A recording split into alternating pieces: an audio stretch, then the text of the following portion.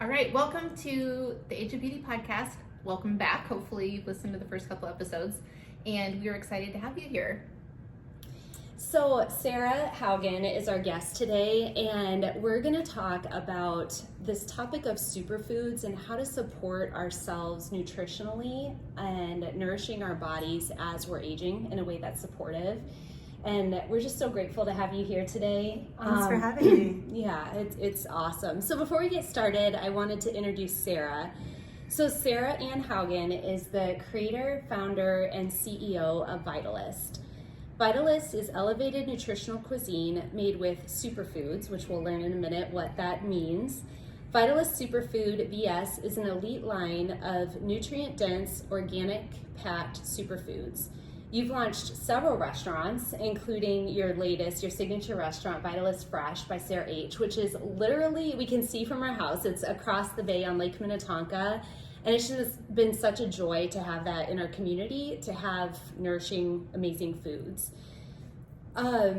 She is a master chef. You have worked as a private chef, which will be fun to hear a little bit more about. She's worked internationally, building and creating world-class plant-forward menus based on the Mediterranean diet. And so, again, we're just so grateful to have you here. And before we get started, I think we wanted to start with kind of the basics of your question. Yeah, so I kind of know what superfoods are, but I feel like you take it to like a whole nother level. Like I kind of think of superfoods as like blueberries and maybe kale. I'm not sure. But can you kind of share with us like what's a superfood and yeah. So we chose to add superfood to Vitalist at one point in time, just as a descriptor. So it was like the most general word that encompassed the most broad sense of what somebody might grasp on what we're doing. So what we do technically is called life food, which is has like a bunch of characteristics that were defined by Dr. Jubb. And so the easiest way to talk about the ingredients I use is to coin them as superfood. So superfood in general is something that might have a higher vitamin mineral content than other foods. It might have something that's more bioavailable. So bioavailability is very important in how our body grabs onto something. And you're not wrong. So across the board, people have called a blueberry a superfood. Okay. Right, because it has a high antioxidant value, and the color in it adds. Like when you see a color and a pigment in a food, you can immediately absorb that there's more micronutrients here. Okay. Right, you can immediately see like, oh, there's high pigment here. Like a potato, though it has a lot of potassium, right, has a value, but it doesn't have a lot of color. So we can see, oh, well, there might not be something in that, but we also know, hey, this grew in the ground.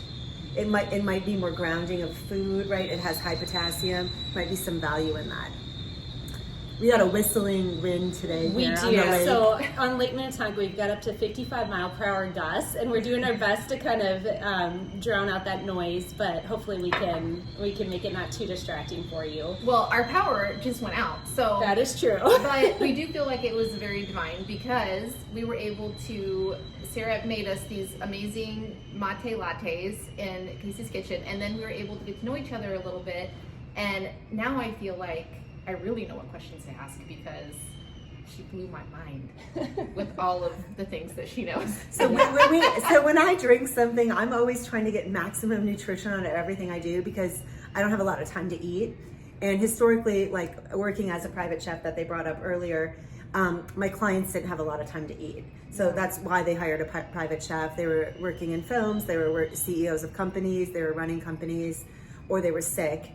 And when you're sick or you're in disease or you have some issue going on, the body's ability to break things down and absorb them can be highly compromised. So if we have inadequate gut health, or we're facing something where we have too much sediment in our body or congestion or whatnot, it can be very difficult actually to get the nutrients out of food. So Vitalist really is focused on, and I'm focused on as a chef and as a practitioner that works with clients, on how do we get nutrition into the body that can break the blood-brain barrier? How do we get it in? How do we absorb it? How do we make it bioavailable for our body to grab onto it and get the nutrition out of it. And this is interesting because I'm sure they're going to bring it up that I have cancer, but like I have this huge amount of hair. That hair has to come back, right? And so we need vitamins B7 and B9. And so like when we're thinking about superfoods, we're like, well, what is in an individual food and how do we get it out of that? And so like cruciferous vegetables have high amounts, like Brussels sprouts or cauliflower or broccoli or even asparagus. Like they have B7 and B9, and if you blanch that food, you can get the nutrition out of it. If you cook that food, you're probably not going to get it. It's going to die off because it's based on its enzymatic activity, right? So when we're thinking about superfoods, we're thinking about what has a high amount of micronutrients, minerals, vitamins, enzymes, and then how can our body absorb it? What do we need to bring in with it? How do we make it a more complex whole food that will actually come in and do some work? So that's the best I can do to answer that question, but that's a quick skim off the top. You answered it beautifully. And I grew my hair back. She grew her hair back. I was as bald as it comes with no color left in my skin, and it's really a miracle that I have this massive amount of hair now. Yeah, we need to talk about that more because all of mine is extensions because I have no hair. Yeah, so there's a lot of reasons why that can be going on. Primarily these days, often it's linked to thyroid function and thymus and immune system. And then what's kind of controversial that's not discussed enough is that often it's what we're bringing in that's causing the problems, not what we forgot to bring in. Right. So more often than not, like when we find out how to really work with the body, it's because we start eliminating things and watching when things get better. And then once we clear enough things out, we can test things and see how do I actually respond to this. So like I was saying to you just a little bit earlier, a blueberry could be absolutely toxic for somebody if they are allergic to blueberries, and that could completely compromise their immune system. Right. So then it's not a superfood anymore. Correct. It's always gonna be what it is for itself. But that's the catch-22 in all of this. There isn't a prescription for everyone, but there are general things we can all learn about what works and what doesn't work. Because when I look at things, and from my teacher's point of view, my main teacher on nutrition and health and food, he's always looked at things on how does it affect the blood. Okay, because our blood is our system. It's our water, it's our system of our body. And how is our blood affected by what we're doing? Yeah, that makes sense. I love the knowledge you have about this and how it's all going to tie into really deeply supporting ourselves from a nutritional standpoint, no matter what age or stage of life we're at or what we might have going on with our health. So I'm very curious to hear more about your journey through cancer. However, before we get to that, can you let us know just a little bit about who you are, like where you've been with your life and your business, and what ultimately brought you back to your roots here in the Twin Cities? Yeah.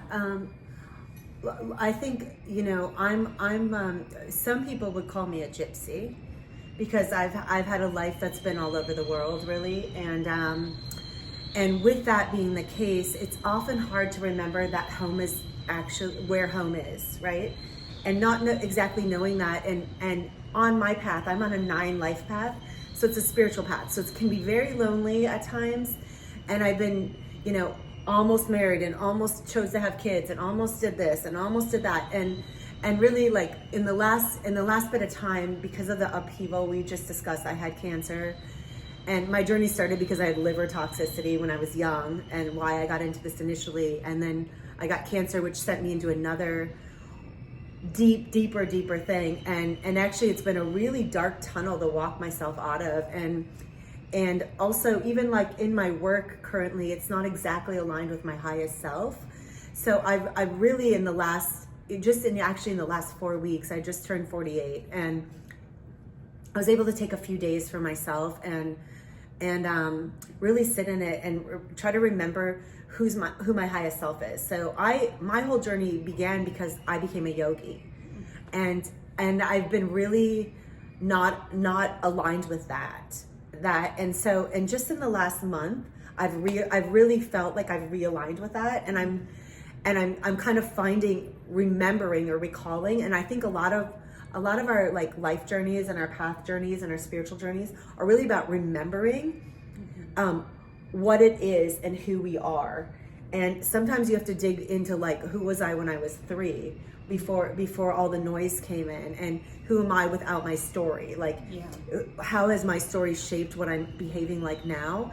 And how can I get into what's authentic to myself? So in my, who am I would say I'm a yogi that has a higher calling that's more related to how do I help and serve people and give them some of the information I was able to pull from my places all over the world and all the people I've worked with and studied with and seen them eat. And like the Blue Zone diet, Dan Buettner, I've traveled the world and seen people that have had extensive longevity. I've worked with the people that have the funds to be able to like go into the data and look through it and watch what happens, that have been able to take LCAT tests and where we can look at, a blueberry messes up my entire ecosystem. So I've had a lot of like direct personal experience with my own health, like originally I had like liver failure nearly at 21 years old. And that's how I got on this journey. And then through the lifestyle I was living in San Francisco and the environmental toxins and the 5G and the toxic relationship I was in and all of that, I ended up getting cancer, right? And it was directly spiritual first, emotional second, and then physically showed up exactly where I felt acid running through my body in the tension I was in. And I developed a tumor right here near the closing off my block. And this has become a huge piece of my story because my life wasn't here in Minnesota. And because of it, I went to the Mayo Clinic because I thought, okay, if I have to go, like I did everything. Like, so for me, holistic health was always meant like I went to nature and I healed from nature. And I did all of that. Like I fasted down to 94 pounds. I, liver flushed. I was honest to God, like physically I looked healthier than I had ever looked in my life. And physically I was sicker than I'd ever been, and that anybody ever wants to be. My kidneys were failing, my lungs were filled with fluid, and my airway was shut off. And I was reading a book, and the lady like gave up on chemo or whatever. She was in an opposite position. She gave up on chemo because she's like, I still have prana. And I have no prana left. Like my breath is gone. Okay. I couldn't breathe anymore. I couldn't cross the street when there was wind blowing like this. I would have fallen over. I couldn't make it. And it came to be, so part of I think what the journey is about. What I was saying is that I learned that holistic health doesn't always mean it comes from nature, and holistic is being able to see the whole picture and figuring out how do the elements work together, and actually finding a place for Western medicine in my story. Right. It didn't exist. Yeah. And so I think that's and even like being open to people need to eat. Some people really need to eat animal products for their story, and their story doesn't have to be mine. But like my scope was so narrow, and so if anybody wasn't doing what I did, whether they were my client or not, I didn't relate. Yeah. And having gone through this bit of the journey, I've had to bring in a different understanding and understanding of myself and of others and what they're going through and what their experience is and the decisions that you have to make when you come into a health crisis. And so that's really shaped the newer version of myself, and I'm still working on I think I've been a lifelong student, and I remain a student, and I have teachers, and I think the big thing is constantly being aware of what you're doing and how that's impacting yourself and others, and what can we do to be more elevated in general. Well, thank you for sharing your story. That is a long answer. Yeah, but it's an amazing story. Oh, thank you. It really is. And you bring up something that we talk about in the EGBD book and here on the podcast, which is this notion of having, like, life can be difficult at times, and life throws curveballs our direction that we don't anticipate. And yet through that struggle, you learn, you grow. And through all of the vast experience that you've had, even the shitty times that you probably wish weren't part of your story, like cancer and the liver and your kidney failure, like all of that has shaped your ability to serve and support and have the knowledge you have today. So it's been a driver of that toward you aligning further to your purpose and your power as a woman at this stage of life. And that's something that I just wanted to bring back, because sometimes when life does get hard, it's really easy to kind of beat ourselves up, to judge where we're at, to judge maybe how others are not understanding or empathizing with our situation. And yet, what if we're always being guided to something higher through even the highs that we know feel good? Like, we can celebrate that, but the lows too. And to know that there's purpose in it all, even if we can't see it in that moment. So I love your story. I saw some of the emotion with it too, which just means it's part of your heart and your authentic self. And it's helpful to just know fully, or more fully, who you are. Thank you. Thanks for letting me share that with you. Absolutely. I love that you're bringing everything that you've learned and into your restaurant. Because for somebody who doesn't know that much about, I mean, I tried to buy organic, I tried to eat healthy, what I believe is healthy. I don't even know. Now I don't feel like anything I eat is healthy. My whole mind is blown right now. But I mean, how amazing. I live in a very small town in the Midwest, and we do have a little health food store now, which is great. But I mean, the restaurants and the food, and I mean, nothing compares to what you offer. And just the knowledge behind it. I'm sure if somebody comes in and they pick up your aloe detox and they say, "Can you tell me what this is?" I mean, they're gonna get blown away. I mean, this is amazing what you can bring to people, and just everything that we're going to talk about too with the milk, like to be able to nourish people's bodies in that way. That is amazing. Thank you. Maybe we should talk about that. Sure, go right ahead. Okay, so when Sarah was making us this amazing mate latte in Casey's kitchen, I'm like, can you kind of share? And Casey did a little bit of videos like about all this stuff, and I mean, the amount of information was just rolling, and I need to like watch the video again like 10 times so I can fully understand everything that she said. But the thing that blew me away was the milk.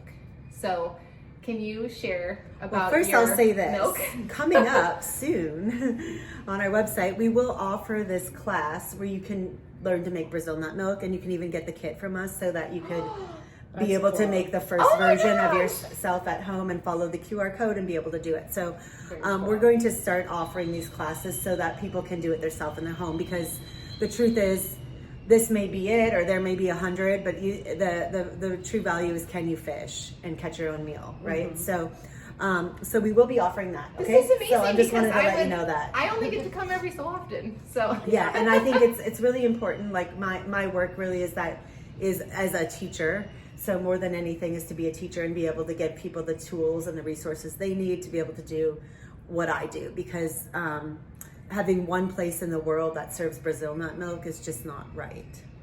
It's not enough. I agree. Just not enough. Yeah. And what is it about Brazil nut milk that makes it such a powerful food to incorporate when we can into our diet? So the first time I had it, I was in New York at Jubb's Longevity, which was a shop that existed in the East Village in New York way back when, and that's how I met Dr. Jubb. And I was in there, and I got a Brazil nut milk, and I was like blown away. And Dr. Jubb ended up being one of my teachers that taught me a lot about life food cuisine. I got fired from the server job and was told to become the head chef in Santa Monica, and I was like mad, and I called him up, and he's like, and he calls me Cedar Wolf. He's like, Cedar Wolf, just get on the plane and come to New York. And so I went to New York for 2 weeks, and that's when I learned how to make Brazil nut milk. So Brazil nut milk is made by Dr. Jubb originally. It's his recipe, and essentially it's an emulsification where we use sunflower lecithin. In the past it was soy lecithin because that was what was available, and now I've switched to sunflower. And sunflower lecithin is a hydrophilic, hydrophobic binder, so it's like an egg white, right, that can bring water and fat together. And then we use palm oil or coconut oil. Palm oil has less room for things to go wrong. So it's an easier thing for when people are learning to make something like an emulsification to work with palm oil and organic palm oil. And palm oil is really amazing because it's a monosaturated fat, and we all know that monosaturated fats are good for our body and our cells and help build gut health. Or maybe we don't, but that's what they do. And they also can lead to you having omega-3, omega-6, and omega-9 present in your body. So you kind of need these. Anyways, so it has that. It also, we use honey in the recipe to make nut milk, and honey's very rich in enzyme, and it's a long-term beauty food and helps with the aging process. So some of what we're talking about. Yeah. And then we add in Irish moss. So Irish moss is a superfood that everybody's talking about right now, and like the quality of superfood, it has 92 trace elements in it, and you might find white gold, and you find a bunch of minerals in it. So putting that into it, and then Brazil nuts and themselves are also a superfood. They're rich in selenium. So like anything, like we can overdo anything, right? So one of the things that was brought up by Casey is that moderation is very important. So if you're eating 30 Brazil nuts in a day, that's too much. It's fat, right? It's fat and it's heavy, and your liver has to deal with it. And also sediment is stuck in our body and congestion in our body, not great. But a couple of Brazil nuts a day. I remember like one time I was like 17 years old, and I had gone into GNC and I got something that was like called brain food. And I went back in and I'm like, hey, I got this brain food thing. I loved it. And the guy's like, here, and he handed me a bag of Brazil nuts. And I was like, that's not what I got. And I was like looking at it, I'm like, oh my God, the fat in this, 17 and like concerned about that. Yeah. I didn't know about everything then. And anyway, so like 2 Brazil nuts, or the equivalent of 2 to 4 Brazil nuts a day, is like an excellent situation.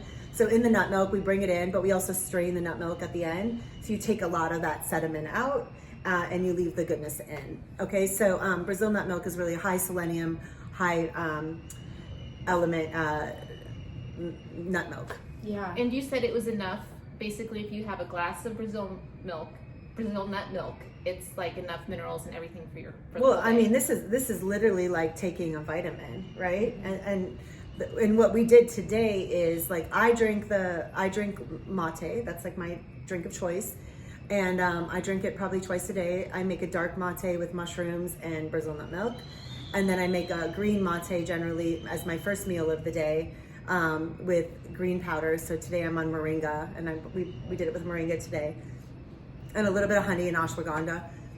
So I generally make a superfood drink twice a day, and then I have a salad or a light meal or something.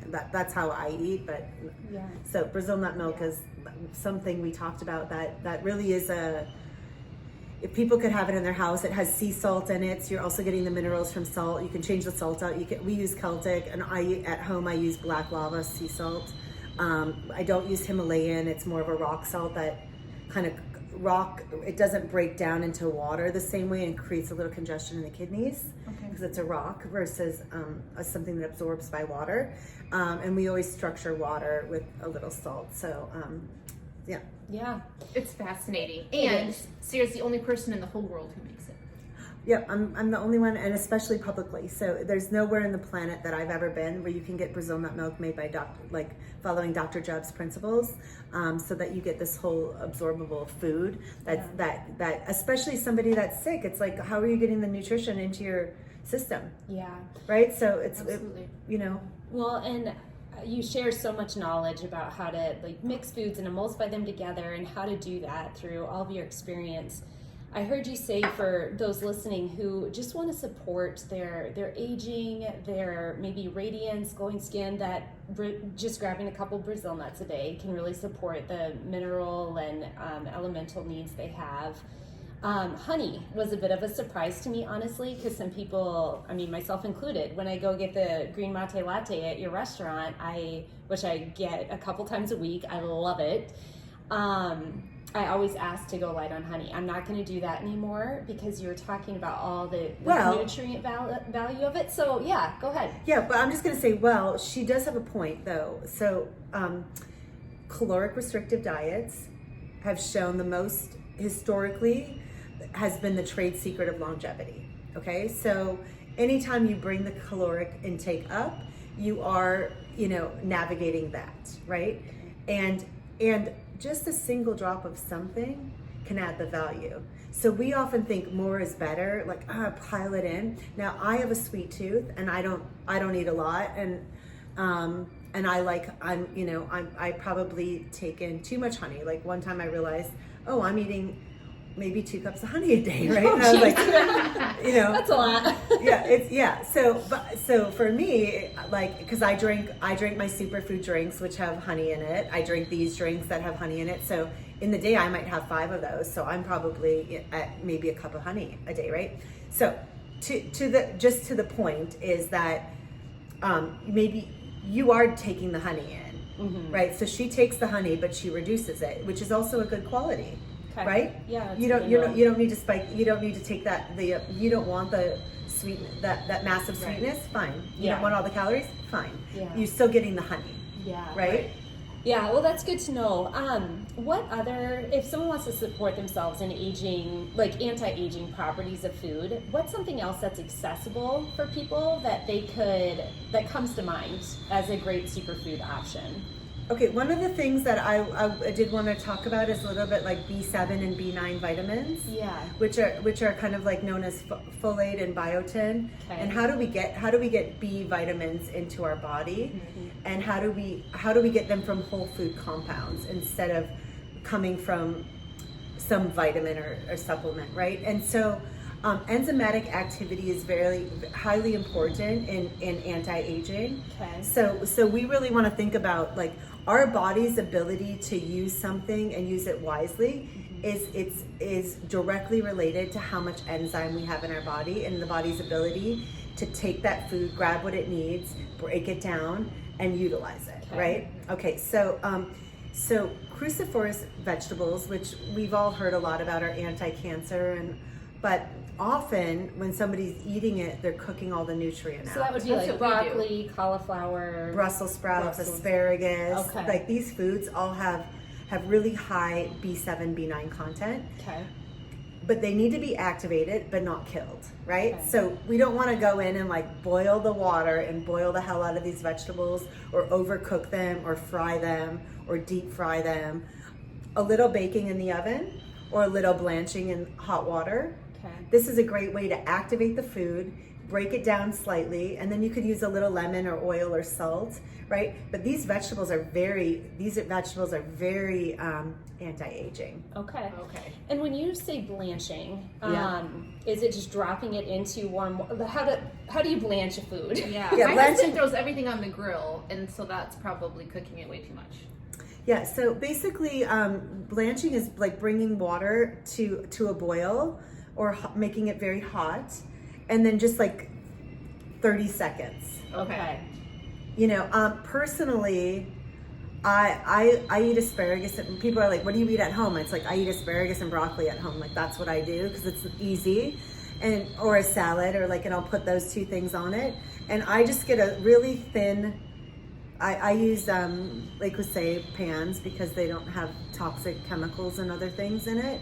So I just take a little pan, a little bit of water in it, and then I personally cut up the asparagus, and then I just put it in the water for a few minutes. Okay. I do it for a couple of minutes, and I as soon as the water's like coming up, and then you can see it's like not as crisp, right? It's broken down just ever so slightly, and then I activate it a little bit with oil, and generally I use lemon, and then whenever you're using lemon and it's cold, you can use a little bit of flax oil, and then flax oil can be activated, right?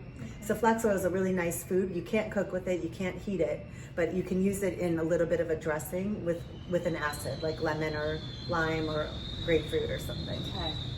Fascinating to learn. Okay, I'm going to give you my other really secret beauty tip. Okay. Oh yeah, we want to hear. Okay, yeah.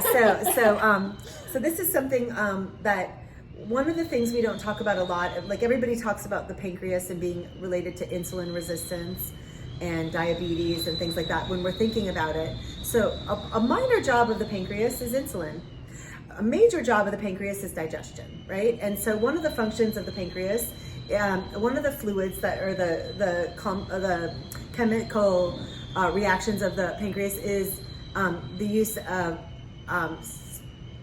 baking soda, basically. Sodium bicarbonate is a byproduct of digestion, right? So one thing we can do to increase our digestion and get the electrics going back in the body and improve things, and you can see it improve a lot of things from, like if you have candida breakouts on your chest or other things, you can see that this starts to go to work. So, and it gets the body functioning again. So I notice whenever I feel really sluggish, one is I should be doing a lot more often than I am, but whenever I feel sluggish or anybody comes to me and they're like, I'm so sluggish, right? So what it is a fourth of a teaspoon of baking soda in water, and you need like, you know, a little bit of baking soda and a little bit of water, and then you put in like lemon juice, lime juice, grapefruit juice. There's other ways to make it. Anything slightly acidic you can put into this formula, and it acts like an Alka-Seltzer, right? Bubbles up, and you know, like maybe when we were kids, we took apple cider vinegar and baking soda and we erupted the volcano. Oh yeah. Yeah. Okay, it's essentially that principle, but you take this in,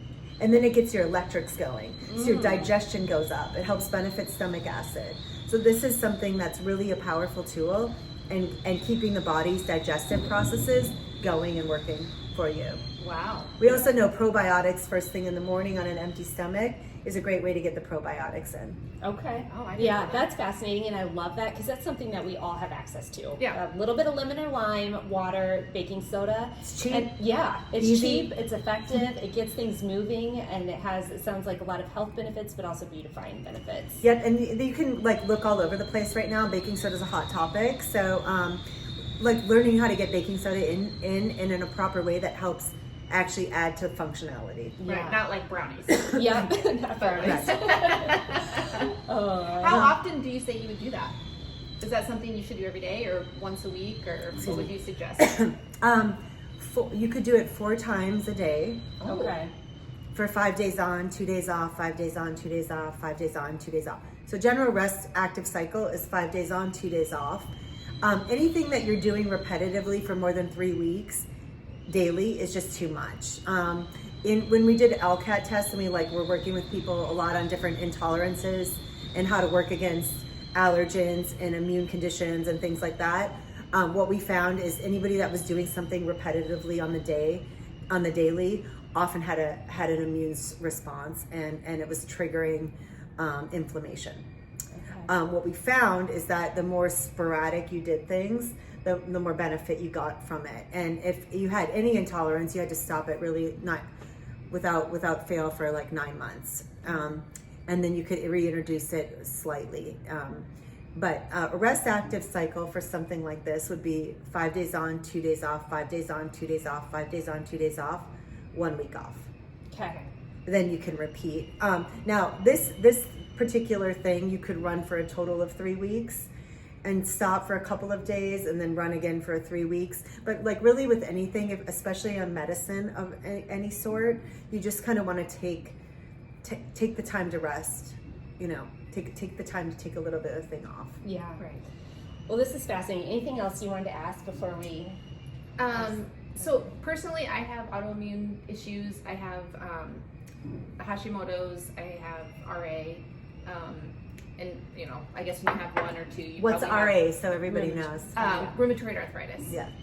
So I would just love to see like any suggestions you would have, or any certain foods that are good for autoimmune disorders. I know a lot of people struggle with it. I think it's on the rise. It seems like people are getting diagnosed more and more with it. Mm-hmm. Well, okay, we all know glyphosates are a big problem. So like pesticides and Glyphosates specifically, right? So let's start with glyphosates. So that right now, like the place they're found the most is in grains.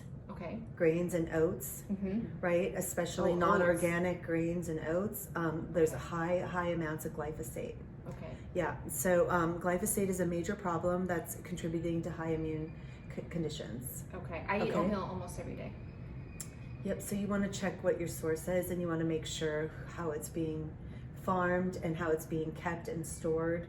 And it may not be the best food for you. Right.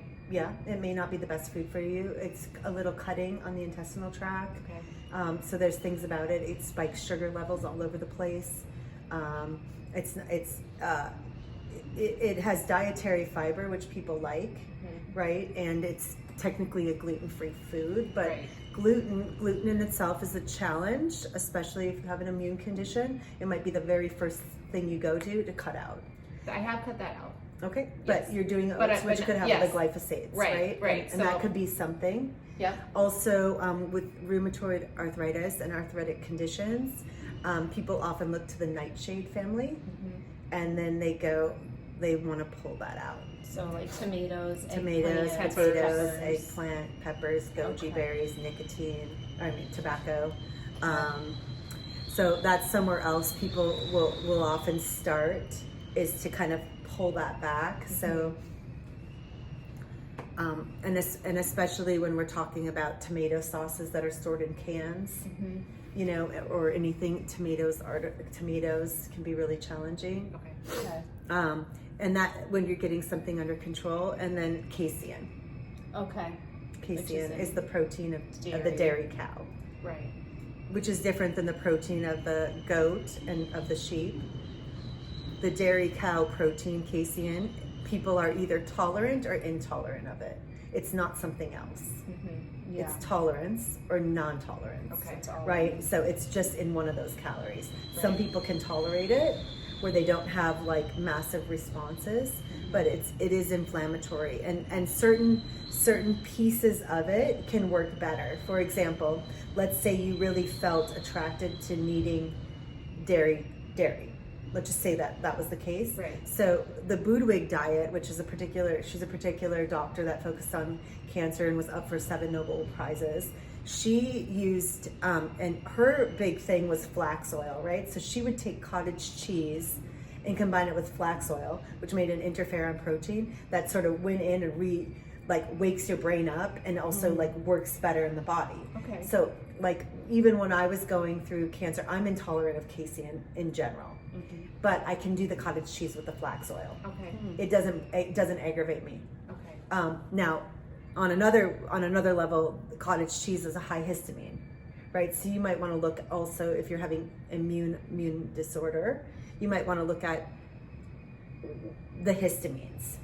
Right. And so there's antihistamine diets as well that would cut out some of the sauerkraut and the cottage cheeses and different things that are high in histamine. Okay. So sometimes when we're going through something that is an autoimmune condition, the one thing we want to do first is pull as many things out and let the system rest for like 3 to 4 weeks without it.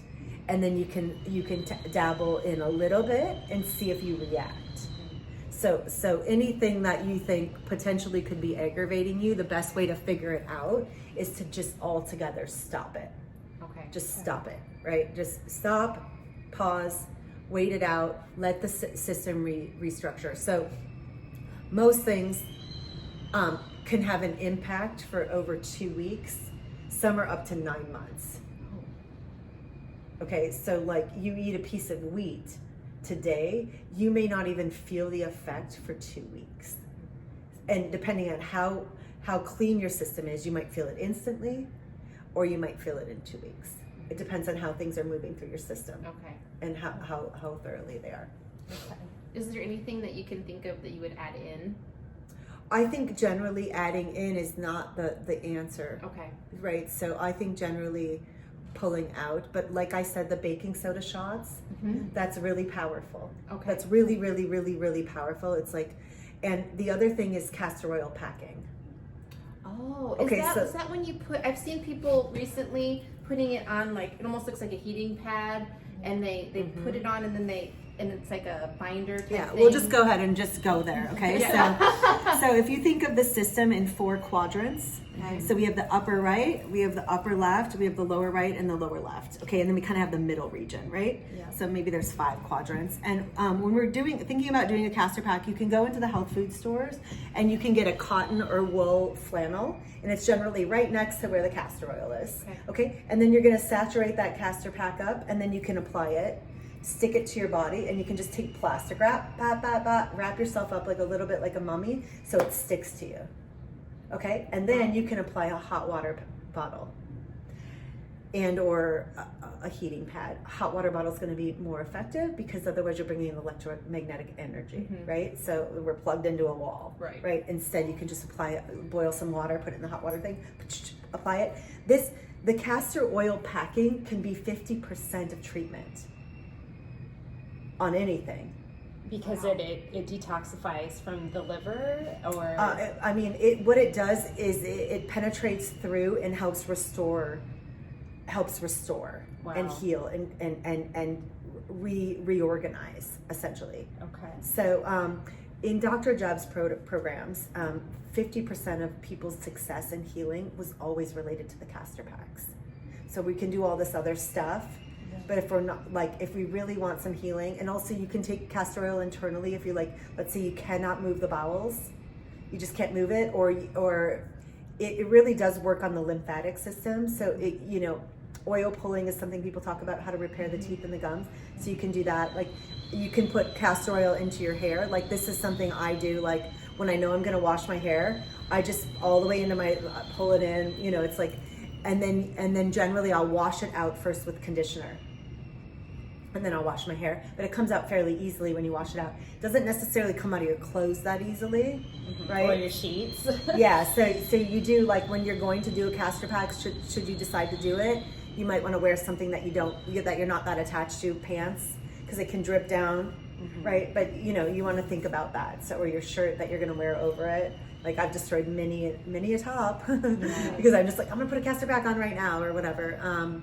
So yeah, and then it's good for your nails. Like, you can rub it on your nails. Like, castor oil is like a really long-standing healing remedy for many reasons. Our daughter has ADHD, and so she does castor oil packs every so often. And I've started taking little castor oil and rubbing it around my eyes, eyelashes, and up into my brows, because I heard it helps with, like, stimulating hair growth. Oh, that's right. So it's only been like a week or two, so I don't know if it's making an impact, but I'll keep giving it a try and see what happens. Yeah, I especially do it if you like when I go to the ocean and I know I get to go swimming, because the castor oil will pull the minerals from the sea into my hair, and it makes a huge, like, I did like 5 or 6 of those when I just ran away for my birthday, and it was amazing, like, how much better my hair was instantly. Like, it was like it was really looking damaged, really damaged. Like, there was a hair mishap, but anyways, like that, and even like I'll do it and then I'll run a bathtub. Like, you did ask me, and like you kind of gave me a little preamble, but like one of my beauty luxuries is taking a bath with Epsom salts and baking soda, because also that pulls out some of the radiation that we're exposed to daily, and so sort of detoxifies, add magnesium in, relaxes down. But I also do the castor pack, and then I dip my hair in the Epsom salts, so I pull the minerals into my head. Because the castor oil will help things pull in. Bring it in. Yeah. Wow. That's so that's another just little, bath like, routine. We've got all kinds of new things to try. I am loving. Okay, I have one more. Okay, how do you know which spot to put it on, or do you move it around? 45 minutes on each spot, ideally, to a little longer. And the smaller the pack is, the bigger the impact. Right? So if you're like putting it everywhere, it's like trying to work through a few different things. If you put it in one area, it's sort of focused and putting its attention on that. Oh, that's good to know. Right? So a pack, and it depends on, you guys are both very tiny, so a small pack, takes up one of the quadrants, right? And just focusing on one at a time. And if you have all the time in the world, or you're sitting at a desk, or you're at home, you can do that like while you're just sitting around. Or you're watching television at night. It's like a nice time, just like pop one on.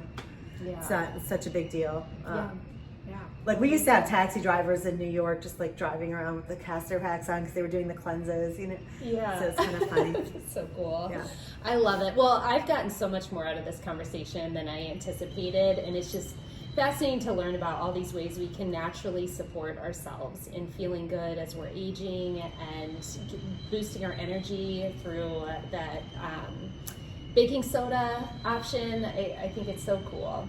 So as we start to wrap up, I wanted to ask a couple questions. We wanted to ask a couple questions that we ask every guest. Okay. And the first is, what's your favorite beauty ritual that helps you just feel your best, either inside or out? Yeah, I would say it's my yoga practice combined with my nightly bath that we just discussed with the Epsom salts, baking soda, not always baking soda, but Epsom salts, and then sometimes putting the rosemary in the hair. I'm lucky that I have a gym where I can go sit in the sauna, and I personally love water aerobics. I used to teach especially that. with the old ladies. Like I did. I taught water aerobics. Oh, you for did? A while. I Yeah. love water aerobics. I am like a fanatic about it. If I can take a water aerobics class, it like makes my life so much better. I love water aerobics. So That's awesome. that's one of my favorites. And honey. Yeah. Honey's my Honey's my big. I love it. What is one thing you wish you could share with your younger self about aging? Whew. And it's kind of a tough one. Geez, I dream of days if I could go back to 13 and just be like, dude, don't do that. Just don't do that.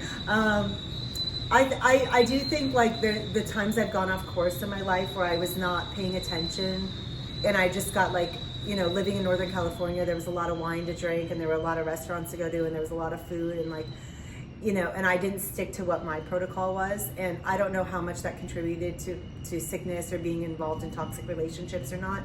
But I think like if once you learn something, you really have to remember that you learned that and just stick to that. Like if I could tell my younger self that, like the moment you pick something up, just like roll with that. Like stop trying to like second guess it or like play against it and see how far you can push the thing. Just like, you know what I mean? If you know it, live by it.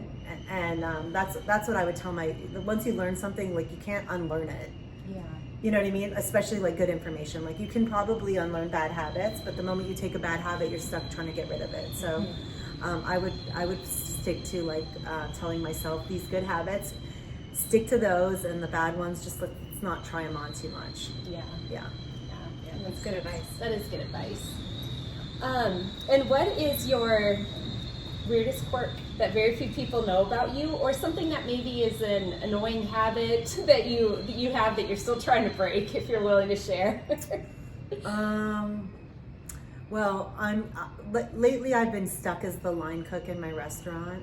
Okay. And every cook I ever worked for was an evil, rough person, and I understand it more now because being the business owner and having to think about what's going on in the front of the house and being a cook in the back of the house is really difficult for me because I'm under fire. My art is under every time I put something out, it's my art and it's judged, and the person that is receiving it has to be happy, and it puts me in a position where I have to be very controlling.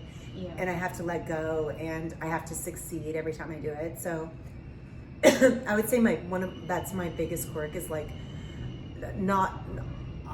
I have so much on my plate and not knowing how to, when there's 32 things on my plate, if somebody asks for an avocado, staying calm and cool.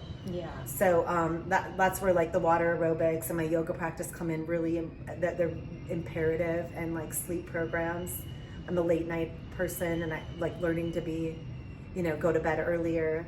I've been doing better in the last month because I've been doing the yoga and the water aerobics more. But like the kitchen is my quirk in the kitchen is that I do not know how to navigate 32 things, and then have one more come on top. Yeah. Like and keeping myself like, because I'm under fire, and that's been a challenge for me, and figuring out how to get myself out of that so I can continue to do the work where I'm helping people. Yeah, and enjoy it while you're doing it. Yeah, exactly. When you've got so many responsibilities and so many things you're trying to manage. Yeah. Well, thanks for sharing that. Yeah.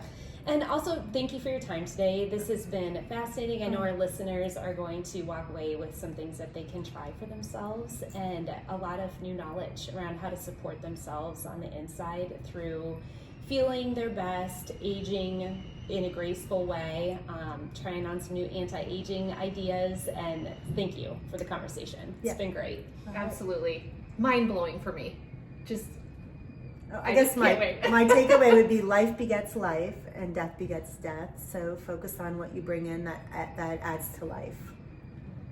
Absolutely. I love that. Me too. And where can people find you on social media and your restaurant and all the things? Okay, yeah, we're just updating everything so that Vitalist Superfood will still be active for shippables. Vitalist Fresh is our local experience. Vitalist Space is where you get our classes. and they're all like interlinked. And right now our social media is Vitalist Fresh, and Vitalist is VITALIST and Fresh, FRESH.